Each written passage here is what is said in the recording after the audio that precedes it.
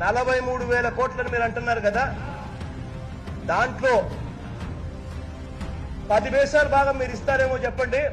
నా ఆస్తిని ఆడ కావాలంటే సంతకాలు పెట్టారు. రెడీనా? రామకృష్ణారెడ్డి నువ్వు 1000 కోట్లు సంపాదించావు, ఇంకోసారి 1500 కోట్లు అంటాడు, ఇంకొకసారి 2000 కోట్లు అంటాడు. ప్రతి ఆస్తి కానీ ప్రతిదీ కూడా నా అఫిడవిట్ లో నేను పెట్టాను, ఎలక్షన్ అఫిడవిట్ లో. అది ఓపెన్ డాక్యుమెంట్. నువ్వు చేసిన ఆరోపణ కట్టుబడి ఉంటే 1000 కోట్లు అన్నావు, 1500 కోట్లు అన్నావు, 500 కోట్లు అన్నావు. ఒక్కోసారి నీకు 500 కోట్లకే నువ్వు కట్టుబడి ఉంటే నువ్వు చేసిన ఆరోపణ, నేను చెప్తా ఉన్నాను, దాంట్లో 20% నాకు, మిగతాదంతా నువ్వు తీసుకుని నీకు ఎక్కడ కావాలంటే అక్కడ నేను సంతకాలు పెట్టు.